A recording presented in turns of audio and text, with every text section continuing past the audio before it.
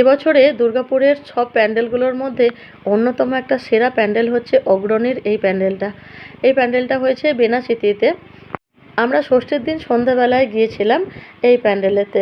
অপূর্ব সুন্দর কাজ, আর প্রায় উচ্চতায় আছে 4 তলা বাড়ির সমান। চলো তোমাদেরকে ভেতরে ঢুকে দেখাই এর কাজটা।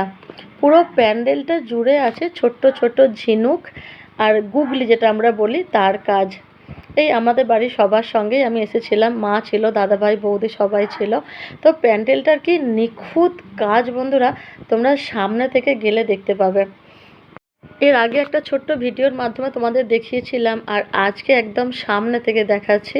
এই দেখো ছোট্ট ছোট্ট কড়ি, যেগুলো বলে যে সমুদ্রের ধারে পাওয়া যায়, ছোট ছোট গুগলি, ছোট ছোট পুঁথি দিয়ে আর কাপড়ের ওপরে আঠা দিয়ে বসিয়ে বসিয়ে করেছে।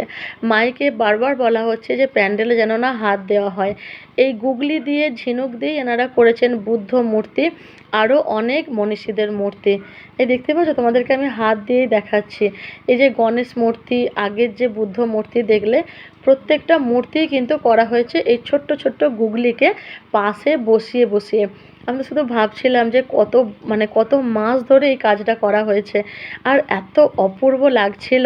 তখন মনেই হচ্ছিল যে এই গানটা না এলে হয়তো পুরোপুরি কমপ্লিট হতো না। যেমন হাতের কাজ, তেমন পুরো প্যান্ডেলটার কাজ, আর তেমন প্রতিমা, অসাধারণ বললেও কম হবে।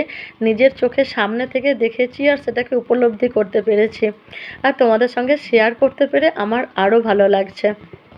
এখানে সব প্যান্ডেলগুলোই হয়েছিল অসাধারণ, তবে এই প্যান্ডেলটা যেন একটু বেশি নজর কাড়ছিল। দূর থেকে এত সুন্দর লাইটিং আর এত সুন্দর কাজ, পুরো এসে মনটা জুড়িয়ে গেল।